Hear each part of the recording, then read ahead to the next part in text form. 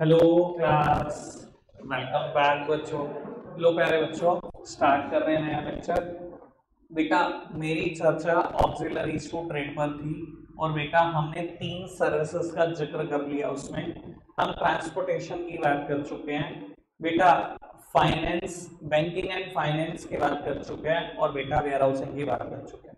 Last बात शायद हमारी वेयर हाउसिंग पे थी और आपको याद भी होगा बेटा, कभी भी ऐसा नहीं हो सकता बेटा जब गुड्स प्रोड्यूस होते हैं सारे के सारे तभी कंज्यूम हो जाए। There is a time gap between the production and the consumption of goods, thus we need warehousing. और warehousing includes godown as well as cold storage. हमने डिटेल में डिस्कशन कर लिया था इसके ऊपर। हमने ये भी बात कर ली थी बेटा there is some seasonality in every business. कोई भी दुनिया का धंधा उठा लो, आपको कहीं ना कहीं कोई सीजनैलिटी नजर आ जाती है। क्योंकि सीजनैलिटी नजर आ जाती है इसलिए बेटा ऑफ सीजन में प्रोडक्ट कहीं ना कहीं स्टोर करके रखने पड़ते हैं। ठीक है ना, ये चर्चा हमने निपटा दी थी बाबू। अब मैं बात को आगे बढ़ा रहा हूँ और बेटा बात कर रहे हैं इंश्योरेंस से स्टार्ट। ठीक है ना, दो बातें करनी है, इंश्योरेंस और एडवर्टाइजिंग, दोनों पे डिटेल डिस्कशन कर लेते हैं। और बेटा ऑक्सिलरीज टू ट्रेड यहीं छोड़ देंगे और एक नेक्स्ट टॉपिक की तरफ आगे बढ़ेंगे। ओ किसी को पता है क्या इंश्योरेंस क्या होता है? नहीं, मैंने ये नहीं कहा कि इंश्योरेंस के टाइप बताओ। इंश्योरेंस पता है क्या?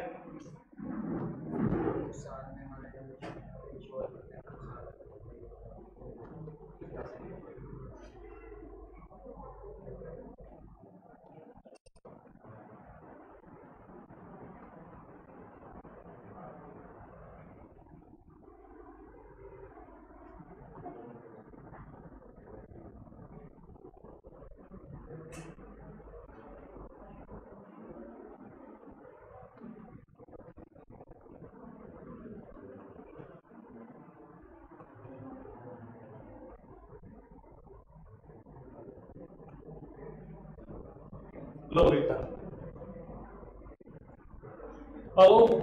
मैंने इंश्योरेंस की डेफिनेशन लिखी है, आप सब सामने देखेंगे मेरी तरफ और आराम से पहले इस बात को क्लियर करें।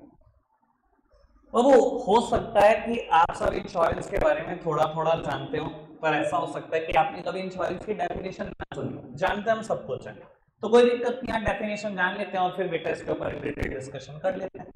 तो बाबू इंश्योरेंस है क्या? कहता है insurance is the contract between insurer and insured. कहता है इंश्योरेंस एक कॉन्ट्रैक्ट है दो लोगों के बीच। टेक्निकल टर्म है, अभी समझ में आ जाता है क्या मुद्दा है। बाबू कॉन्ट्रैक्ट कोई इंसान अपने आप से तो नहीं कर सकता, कॉन्ट्रैक्ट करने के लिए कम से कम दो लोग चाहिए। ऐसे कर सकते हैं क्या कॉन्ट्रैक्ट कि मेरा राइट हैंड ने लेफ्ट हैंड से कॉन्ट्रैक्ट कर लिया? अब वो कहते हैं insurance is a contract between insurer and insured. बेटा इंश्योरर कौन है? इंश्योरेंस कंपनी को बोलते हैं हम टेक्निकल भाषा में इंश्योरर। और दूसरा बेटा इंश्योर्ड, इंश्योर्ड मतलब रेसिपिएंट ऑफ इंश्योरेंस। जिस इंसान ने इंश्योरेंस लिया उसको बोलते हैं बेटा इंश्योर्ड। कहता है इंश्योरेंस एक कॉन्ट्रैक्ट है इंश्योरर और इंश्योर्ड के बीच, यानी कि इंश्योरेंस कंपनी और रेसिपिएंट ऑफ इंश्योरेंस के बीच, in which insurer agrees to make good the losses in return of a payment called premium। जिसमें तय हुआ, इधर देखना भैया, जब कॉन्ट्रैक्ट हो रहा है दो लोगों के बीच, दोनों लोग एक दूसरे से कुछ ना कुछ प्रॉमिसेस करेंगे ना, तो प्रॉमिसेस ये हुई हैं, सामने देखो। इंश्योरर ने कहा, मतलब इंश्योरेंस कंपनी ने कहा मैं आपके लॉसेस को गुड कर दूंगा, मेक गुड द लॉसेस, आपको जितना भी नुकसान होगा मैं उन लॉसेस को गुड कर दूंगा। एक तो बात उसने कह दी, दूसरी बात इन शॉर्ट ने कह दी क्या कि मैं आपको रेगुलर प्रीमियम देता रहूंगा। सर अगर प्रीमियम देते रहोगे तो इंश्योरर की जिम्मेदारी बनी रहेगी मेक गुड द लॉसेस। आपने प्रीमियम रोका तो उसने भी अपनी कमिटमेंट तोड़ देनी है। भैया कॉन्ट्रैक्ट कभी वन में नहीं हो सकता, ये टू वे है। उसने बोला कि आपके लॉसेस को गुड करेगा, आपने बोला कि आप रेगुलर प्रीमियम दोगे। जब तक ये एक तरफ से बात चलती रहेगी तब तक गलत रहेगी, दोनों तरफ से चलती रहेगी बिल्कुल ठीक चलती रहेगी। एक ने भी बेटा प्रॉमिस थोड़ा खत्म हो जाएगी कहानी, ये कॉन्ट्रैक्ट ही खत्म हो जाएगा। सब सामने देखना और आंसर समझने की कोशिश करना।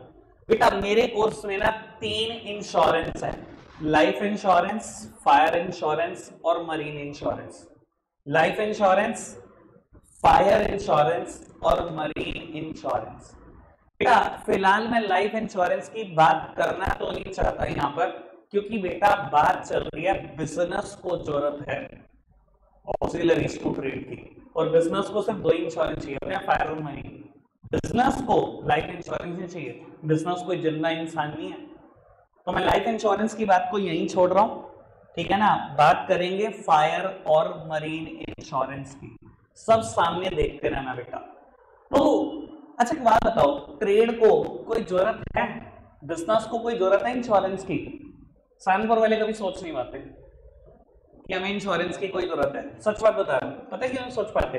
हमें लगता है दिल्ली से सहारनपुर नुकसान है, आग क्या लग जाएगी, पानी से क्या नुकसान हो जाएगा, क्या आना है, गुड्स यही तो आना है सर। लेकिन एक बात बताओ, पता नहीं कितने नंबर ऑफ बिजनेस को इस चीज की जरूरत है।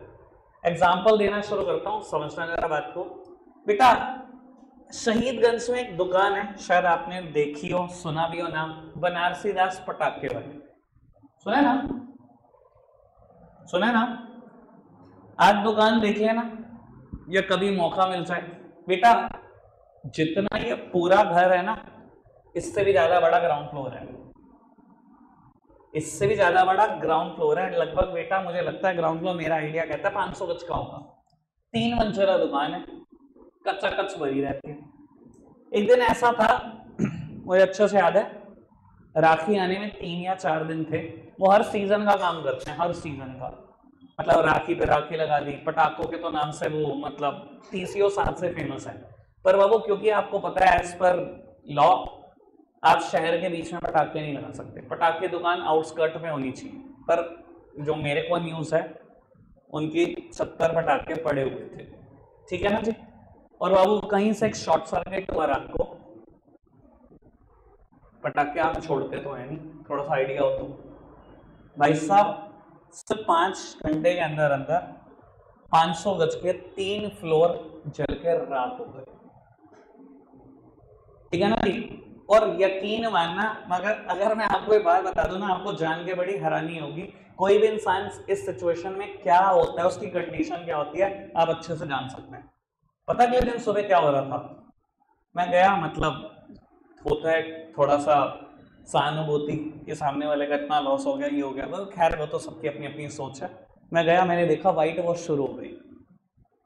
4 घंटे के बाद देखा दोबारा राखी का माल आ गया, और 5 घंटे में सामान बेचना शुरू कर दिया। मैं कह रहा हूं खाली गुड्स का जो नुकसान हुआ, उनकी दुकान पे जो स्टॉक का नुकसान हुआ, कई करोड़ रुपए होगा। पर बेटा मेरे को पता लगा शाम को ही कि इन्होंने फायर इंश्योरेंस लिया हुआ था, इसी वजह से हट हो गए दोबारा इतनी जल्दी। इंश्योरेंस कंपनी आएगी, make good the losses. Sir सारे के सारे स्टॉक को इंश्योर कराने के कितने पैसे दिए होंगे, मेरी तरफ देखना, आपको क्या लगता है कितने पैसे दिए होंगे सारे के सारे स्टॉक को? मान लो 1 करोड़ का स्टॉक था, कितना होगा इंश्योरेंस का अमाउंट, प्रीमियम अमाउंट कितना होगा? ज्यादा से ज्यादा 1 लाख रुपए। 1 लाख रुपए देकर पूरी दुकान का स्टॉक इंश्योर कराया गया होगा।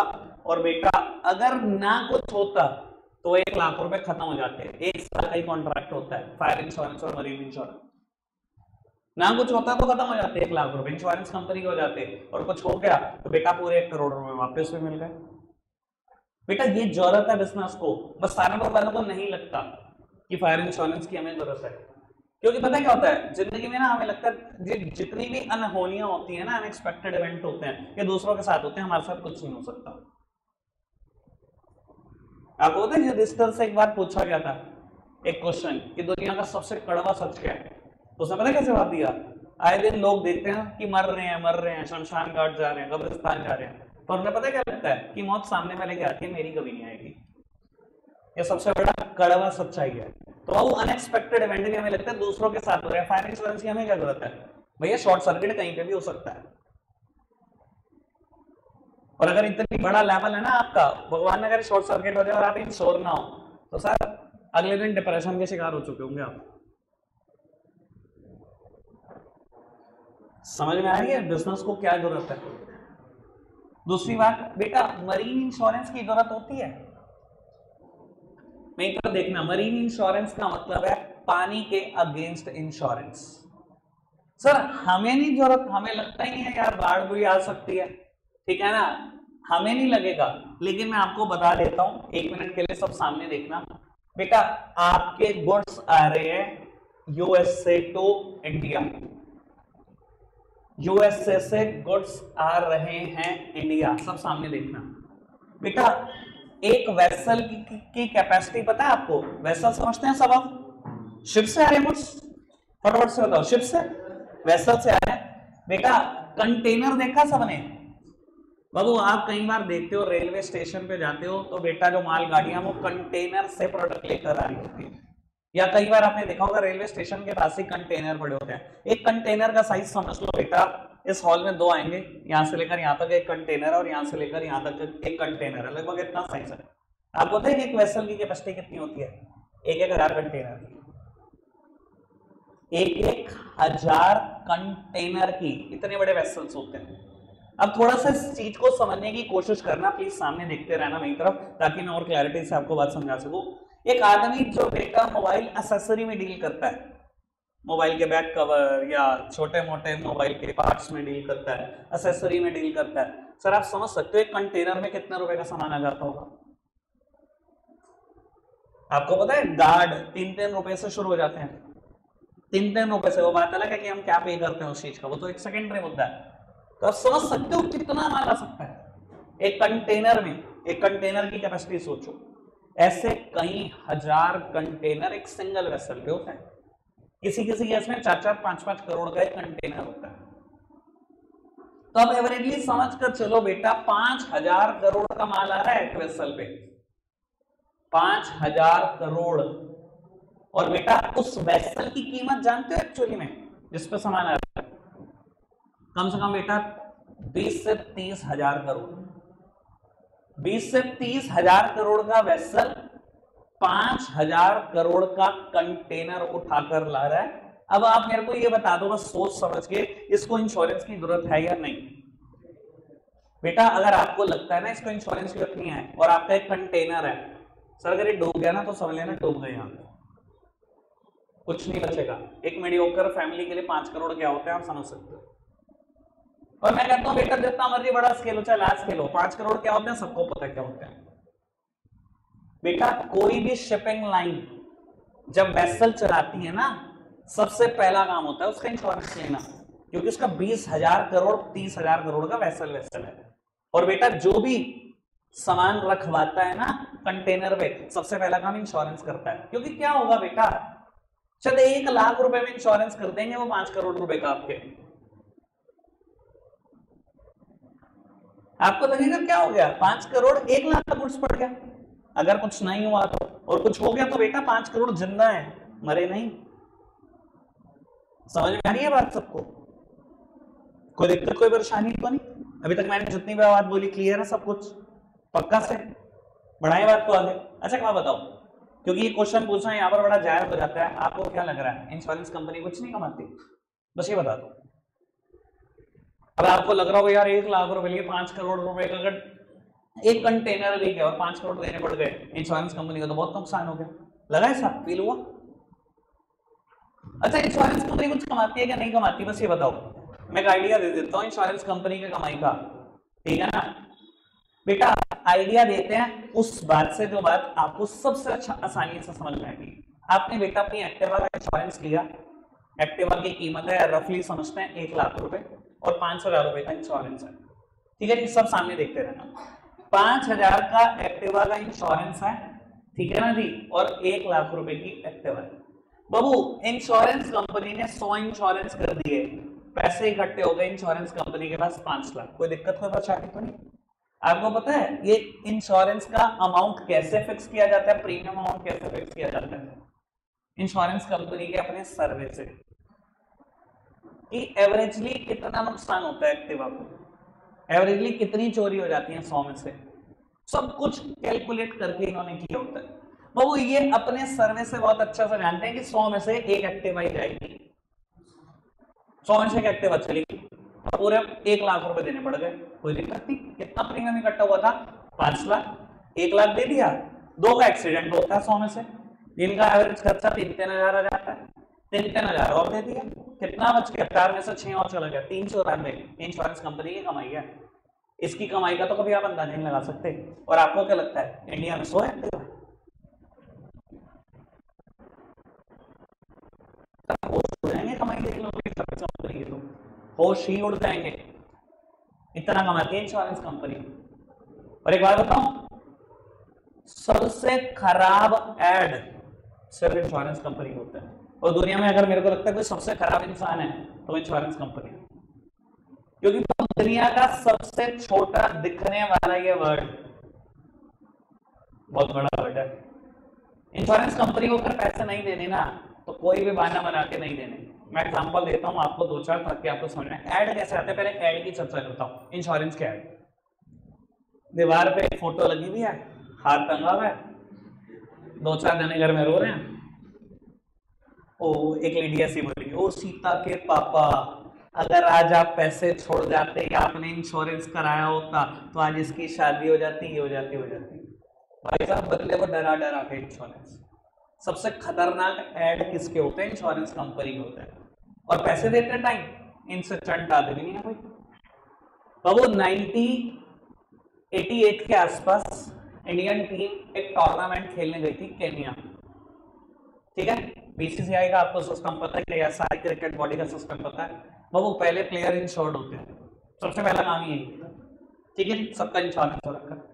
केन्या टूर्नामेंट खेलने गए, विदाउट हेलमेट खेलते तो उस टाइम पर 80s की बात बता रहा हूँ, ठीक है ना। बाउंसर बोला ही इंडियन क्रिकेटर के सर पे लगी, ऑन द स्पॉट डेथ, वहीं खत्म हो गया आदमी। इंश्योरेंस कंपनी ने 2010-11 तक उसके पेरेंट्स केस लड़ते रहे। इंश्योरेंस कंपनी ने ये क्या क्या डिनाई कर दिया कि हमारी टर्म्स एंड कंडीशन ये है कि इंडिया में डेथ होती तो मैं पैसे देती, ये डेथ केन्या में हुई है, मैं कैसे किस बात के दूं?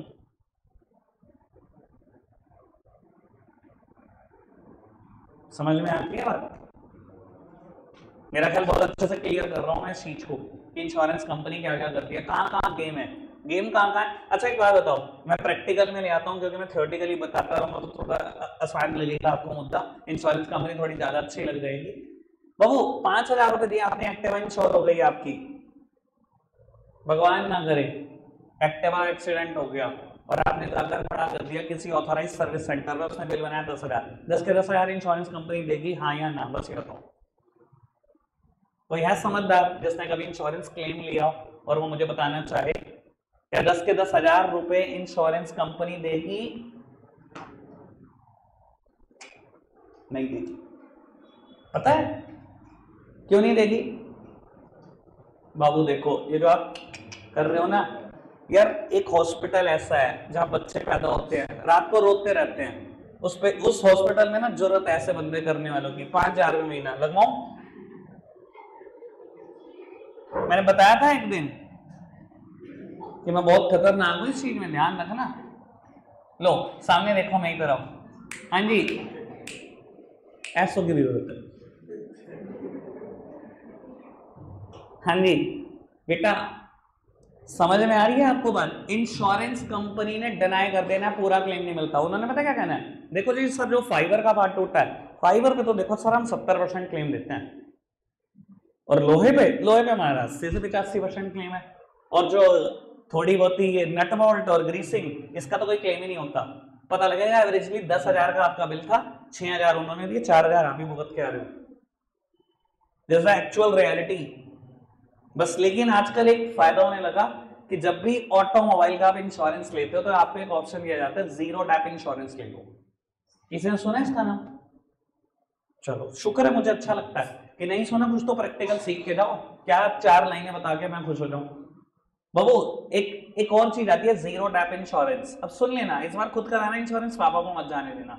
जीरो डैप इंश्योरेंस में क्या होता है, प्रीमियम थोड़ा सा ज्यादा होता है, पर हाँ अगर किसी आपके व्हीकल को कुछ भी होता है 100% क्लेम मिलता है, बस 1,200 रुपए फाइल चार्ज लगता है, ठीक है ना। और बाबू 4 व्हीलर के लिए बहुत अच्छी चीज है, ठीक है ना। मेरे तो पार्टनर के साथ ऐसा हुआ, गाड़ी का फ्रंट शीशा, उस गाड़ी चला रहा था, एक पत्थर पता नहीं कहां से उड़ा, वो हल्का सा भी आ जाए वो आपको पता पूरा शीशा जाता है गाड़ी का फ्रंट। 10,000 का है, जीरो डैप इंश्योरेंस, फटाफट से गाड़ी ले जाके हुंडई में खड़ी कर दी, चल भाई फाइल चार्ज दिया 1,200 रुपये, अप्रूव हो गया क्लेम, चलो शीशा लग गया। उसकी किस्मत ऐसी, उन्हें 4-5 बार तो शीशा ही तोड़ा एक साल में, पूरा ही लूटता। ठीक है ना। लेकिन एक बात ध्यान रख लेना बेटा, जानबूझ के अगर आपने सोचा कि आप इंश्योरेंस क्लेम करा दोगे, इंश्योरेंस कंपनी को आप नहीं जानते बेटा, लोग ट्राई बहुत करते हैं, बाद में फंस जाते हैं।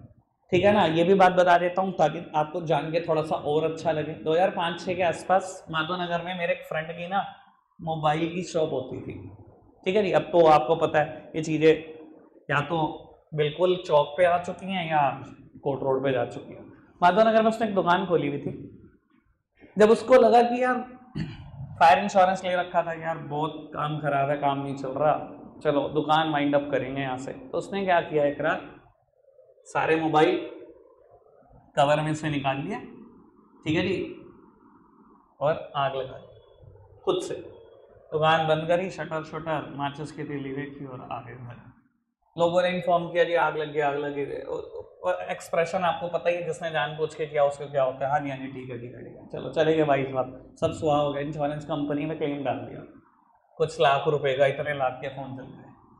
सर इतने लेटेस्ट इक्विपमेंट ना या तो कस्टम के पास है या इंश्योरेंस कंपनी के पास है। भाई साहब सर्वेयर आए, मिट्टी तक उठाकर ले गए, लेबोरेटरी में पूरी जांच कराई, कहते हैं सर एक बात बताओ, आप तो कह रहे थे इतने लाख के ऑयल जल गए, हमें तो प्लास्टिक का एक कन्ना मिला, सब गत्ते गत्ते जले हुए हैं, मिट्टी में से हमने सब कुछ टेस्ट किया। तुमने क्या सोचा, बिल्कुल बुद्धू हैं वो, कुछ भी मांग लोगे, कुछ भी निकलवा लोगे, 1 रुपया ना मिला। सब जानबूझ के भी नहीं बना सकते, ठीक है, बड़े कबाड़ा लोग हैं ये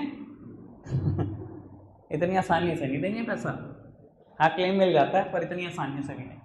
पर हाँ क्या बिजनेस को जरूरत है सर, मैं मुद्दे पे वापसी कर रहा हूँ सर, फिर भी जरूरत है। आप खुद सोचो, एवरेजली आज की तारीख में एक दुकान पे माल यार 5-7 लाख का तो पड़ा है ना, 5,000 में इंश्योरेंस हो जाता है फायर। लेकिन हम सोचते हैं यार वो 5,000 भी क्यों खर्चे, साल का बचा लो। सर अनहोनी किसी के साथ भी किसी भी दिन हो सकती है, वो बिल्कुल पैसा सेफ हो जाएगा। और मरीन इंश्योरेंस की जरूरत आप सोच कर देखो बेटा, एटलांटिस जैसे होटल को, गोवा में इतने सारे बीचेस हैं सर, बीचेस के आसपास बहुत सारे होटल्स हैं, आपको क्या लगता है इन्होंने मरीन इंश्योरेंस नहीं लिए होते? सर सबने लिए होते हैं। सर समुंदर है, पानी आग, इनके साथ खेल सकते हो क्या? दुबई का 7 स्टार होटल पता है ना एटलांटिस, भाई अंडर वाटर रूम्स हैं भाई साहब, पूरा इंश्योर्ड है मरीन इंश्योरेंस पूरा।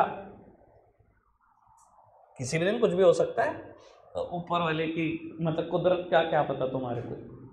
अभी दुबई में बाढ़ आ गई भाई साहब, पता है, देखा होगा सबने, हालात देखे भाई साहब, सैनिटेशन प्रॉपर नहीं है दुबई में। जब मैं गया था, मैं भी एक बार गया हूँ दुबई, ठीक है ना भाई साहब, 6-6 साल में एक आधी बार बारिश होती है। जब मैं गया था तब भी बारिश हुई थी, 6 साल में एक आधी बार बारिश होती है। उन्होंने कभी सैनिटेशन का वैसा इंतजाम ही नहीं किया, वह पूरा डेजर्ट है वो। चलो खैर बात को आगे बढ़ाते हैं बेटा। मैंने इंश्योरेंस की जरूरत समझाने की कोशिश करी बिजनेस को। बेटा एक आखिरी मुद्दा जिस पे हमारा डिस्कशन है, ऑक्सिलरीज टू ट्रेड से बाहर हो जाएंगे, एडवर्टाइजिंग। 1 मिनट की एक्स्ट्रा बात बता रहा हूँ, सुनना बाबू। यूएसए को ना एक बार एक गुड्स खरीदना था और वो गुड्स सप्लाई करते थे 2 ही कंट्री, या तो बेटा इंडिया सप्लाई कर रहा था उस चीज को, या बेटा सप्लाई कर रहा था चाइना। ठीक है जी, बाबू उन्होंने इंडिया से कोटेशन मांगी, इंडिया ने कोटेशन दे दी, चाइना से कोटेशन मांगी, चाइना ने भी कोटेशन दे दी। लगभग दोनों की कोटेशन आसपास थी, मान लो 100 रुपए पर यूनिट, दोनों ने सेम कोटेशन दी, हम भी 100 रुपए में पर यूनिट गुड्स दे देंगे ये, और चाइना ने भी सेम दी। यूएसए ने बोला कितने दिन में दे दोगे, तो इंडिया ने बोला जी महीने भर में आपको सप्लाई कर देंगे। चाइना से पूछा कितने दिन में दे दोगे, चाइना ने कहा 15 दिन में। तो यूएसए ने इंडिया से पूछा आप 15 दिन में दे सकते हो क्या? तो कहा क्या बात कर रहे हो, 15 दिन तो हमें प्रोडक्शन के लिए चाहिए, और 15 दिन का ये सी जर्नी है, ये वॉयज है, 15 दिन लगेंगे इंडिया से यूएस से वेसल को पहुंचने में, और 15 दिन हमें प्रोडक्शन में लगेंगे, 30 दिन से कम में आपको कोई नहीं दे सकता। मैंने कहा चाइना 15 दिन में दे रहा, कह रहा सवाल ही पैदा नहीं होता। यूएसए ने चाइना से कंफर्म किया 15 दिन में दे दोगे, कहते 100% दे देंगे 15 दिन में। कहते कॉन्ट्रैक्ट करोगे रिटर्न, ना दे पाए तो डबल पैसे दोगे, कहते हाँ डन। रिटर्न कॉन्ट्रैक्ट हो गया, चाइना को उन्होंने ऑर्डर प्लेस कर दिया। आपकी सोच के बियॉन्ड काम किया होगा उन्होंने वेसल में फैक्ट्री लगा दी और 3 टाइम के मजदूर भर के लेके। 8 घंटे एक शिफ्ट लगती, 8 घंटे दूसरी शिफ्ट लगती, 8 घंटे तीसरी शिफ्ट लगती, वेसल चलता रहा चाइना से यूएसए की तरफ, प्रोडक्शन होता रहा, 15वें दिन सामान भी पहुंचा दिया भाई साहब, उतार दिया। This is China for you. Mind blowing है भाई साहब, इतना आसान नहीं है उनसे कम्पीट करना, सोच ही बहुत अलग है भाई। चलो खैर एक्स्ट्रा बात हो गई, वापसी करते हैं बेटा। लास्ट सर्विस जिसका मैं डिस्कशन करना चाहता हूं, सर्विस का नाम है एडवर्टाइजिंग। बाबू मुझे ये बताओ, एडवर्टाइजिंग की बिजनेस कुछ होता है या नहीं बेटा? गुड्स आर प्रोड्यूस्ड और manufactured at a particular location but it is demanded throughout the world. बाबू एक प्रोड्यूसर, एक मैन्युफैक्चरर जिसने गुड्स बनाया है, क्या वो घर घर जाकर इन्फॉर्म करे कि मैं ये प्रोडक्ट ले आया हूं मार्केट में? आप एक कंपनी हो, कंपनी का नाम है विनी, आपने फोक डिओड्रेंट बनाया, no gas perfume. Sir manufacturer एक पर्टिकुलर जगह पे लोकेटेड है और कस्टमर स्कैटर्ड है over a wide geographical area. Customer पूरा इंडिया, पूरे दुनिया हो सकती है। सर क्या करोगे, घर घर जाके बताओगे मैंने फोक नो गैस परफ्यूम बनाया, इंडिया का पहला नो गैस परफ्यूम, ऐसे? सर अगर आपने ये कैंपेन भी शुरू करा, कितने लोगों तक कवर कर जाओगे? सर 130 करोड़ लोग हैं, बल्कि 135 करोड़। सर 1 करोड़ भी अगर पूरी जिंदगी में कवर कर जाओगे ना, मान जाऊंगा। 1 करोड़ भी पूरी जिंदगी लगाकर, 10 मिनट एडवर्टाइजिंग। और बाबू जिंदगी का सबसे सिंपल सा प्रिंसिपल है, जो दिखता है वो बिकता है। दिखाओगे नहीं बेटा, बेचोगे कैसे? और बेटा दिखाओगे तो कूड़ा कबाड़ा भी बिक जाता है। बिक रहा है ना किंडर जॉय, मतलब इस कंपनी से मुझे नफरत है। पूरी 11th क्लास से लेकर 12th तक जिसकी बेइज्जती करनी होगी हमेशा एग्जाम्पल लेके आएगा किंडर जॉय, पता नहीं क्यों। एक इंटरनल है, मुझे लगता है मैं कंपनी बर्बाद करके ही मानूंगा। हाँ जी सर, बात समझ में आ रही है? इधर देखना, सब सामने देखो। बाबू एडवर्टाइजिंग की जरूरत मैंने बताने की कोशिश करी, जो दिखता है वो बिकता है। पर बाबू एडवर्टाइजिंग के सिर्फ अच्छे इम्पैक्ट नहीं है, बहुत बुरे भी हैं, पर हाँ अच्छे भी हैं। ठीक है ना, एक एक करके थोड़ा सा डिस्कशन कर लेते हैं इस बात पर, ताकि आपको समझ में आ सके। बेटा आप जो कोल्ड ड्रिंक पीते हो आजकल, जो प्लास्टिक बॉटल में आती है छोटी सी, एमआरपी शायद 15 होता है, कितना 20? भैया मैंने पता ही नहीं यार, 6 साल हो गए, टच भी नहीं करी यार। ठीक है ना, 20 हो गया एमआरपी। अरे तो बहुत जल्दी से बढ़ रहा है यार। ठीक है ना, आपको पता है इसकी प्रोडक्शन कॉस्ट कितनी है? प्लीज सामने देखो यार, मैं बहुत काम की बात बता दूंगा आज आपको, मजा ही आ जाएगा। आपको पता है इसकी प्रोडक्शन कॉस्ट कितनी है? 5 रुपए, 6 रुपए, 80 पैसा। जो कोल्ड ड्रिंक आप 20 रुपए की खरीदते हो, इसकी प्रोडक्शन कॉस्ट इज ओनली 80 पैसा। फिर आपको लग रहा होगा यार, प्लीज सामने देखो यार, देखो मैं कोई काम की बात बताने जा रहा हूं, ये सच में बहुत बहुत आपके लिए जरूरी है जानना। बिजनेस पढ़ने जा रहे हो प्रैक्टिकल, सर मैं 4 लाइनें बता के बस नहीं करना चाहता, आप सामने देखते रहो। बाबू 80 पैसा की चीज 20 में कैसे बिक जाती है? बेटा ये भी समझने की कोशिश करो 20 कैसे पहुंच जाती है। बाबू सबसे पहले मैन्युफैक्चरर जो बना रहा है उसको अपना प्रॉफिट भी चाहिए। बाबू होलसेलर, उसको अपना प्रॉफिट भी चाहिए, रिटेलर को अपना प्रॉफिट चाहिए। ट्रांसपोर्टेशन कॉस्ट, बेटा अगर मान लो प्रोड्यूसर इंडिया में लोकेटेड एट मुंबई, ठीक है ना जी, और होलसेलर लोकेटेड एट दिल्ली, पहले मुंबई से दिल्ली आएगा सामान, फिर दिल्ली से मान लो सहारनपुर आएगा, और सहारनपुर में भी क्या होगा बेटा, बहुत सारे रेड़ों में, 3 व्हीलर्स में भर के जाएगा। सब सारी ट्रांसपोर्टेशन कॉस्ट।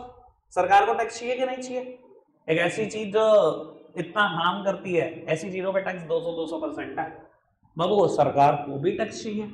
सर उसके अलावा मिस हैंडलिंग कॉस्ट है, कुछ टूट फूट होगी उसके भी पैसे इसमें कवर करने हैं। और सबसे इंपॉर्टेंट खर्चा जो कोई सोचता नहीं है बेटा, एडवर्टाइजिंग के ही 10 रुपए इसके अंदर। सर आपको क्या लगता है कोई भी कंपनी एड में, बहुत बड़ा नुकसान बताने जा रहा हूं एडवर्टाइजिंग का, आपको क्या लगता है कोई भी कंपनी जो एड करती है वो अपनी जेब से करती है? बेटा ये पैसे सारे आपसे चार्ज किए जाते हैं in the form of high prices of the product. अब ये 10 रुपए कैसे आया, मैं थोड़ा सा एक आइडिया देने की कोशिश करता हूं। ठीक है जी, मान लो बेटा किसी ब्रांड की, मान लो स्लाइस की ब्रांड एम्बेसडर है, कुछ भी समझ लो, कटरीना कैफ, ठीक है जी, मेरी फेवरेट है, कुछ नहीं बोलना भाई, तो कटरीना कैफ है। लो सुनो जी, खुश हो गए बेचारे बाबू, 10 हो नहीं सकती क्या फेवरेट यार, इतने बावले हो तुम। इधर देखो बेटा, 10 करोड़ रुपए ब्रांड एम्बेसडर है कटरीना कैफ, एक साल के चार्ज करती है स्लाइस से, और पूरे साल भर में ये बॉटल मान लो उसके ऐड करने से 1 करोड़ बिक जाती है। 10 करोड़ रुपए उसको पे करने हैं, 1 करोड़ बॉटल बिकती हैं उसके बार बार बोलने से, यानी कि पर बॉटल ऐड का कॉस्ट है 10 रुपए, ये बेटा आपसे ही चार्ज किया जाता है। तो बाबू जाओ घर पर, आज देखो कोई भी ऐड जिसमें कटरीना कैफ डांस कर रही हो, तो मम्मी को कहना बात सुनो, मेरे पैसे पे डांस कर रही है।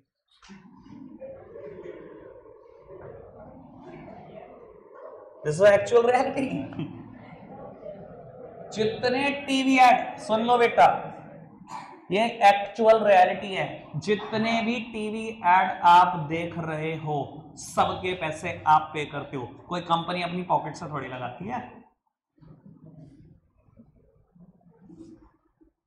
और अब वो ऐड होते बड़े खतरनाक खतरनाक है, ठीक है ना जी, क्योंकि अभी तो मेरा ऐड पे ही मुद्दा है, तो मैं खाली बस नहीं कर सकता इतनी जल्दी, सुनते चलो बात।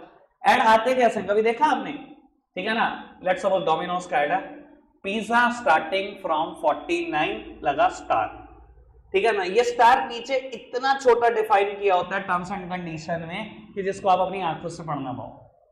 आप पहुंच गए डोमिनोज 50 रुपए लेकर, ये टीवी ऐड आ रहा था 49 का पिज्जा, सर आपने स्टार नहीं पढ़ा क्या, उसने कहा जी क्या है स्टार, टर्म्स एंड कंडीशन नीचे लिखा हुआ था, this is exclusive of all taxes, इसमें कोई टैक्सेस नहीं है, टैक्स इंक्लूड कर लोगे तो ये आपको पड़ेगा लेट्स सपोज 60 का, और ये सर ये तो हमारा रेगुलर साइज का पीस है, अगर आप मीडियम पर आ जाओ तो 150 है, और अगर आप लार्ज पर आ जाओ तो 250 है, कहाँ बात 49 की, कहाँ 250 तक पहुंचा दिए।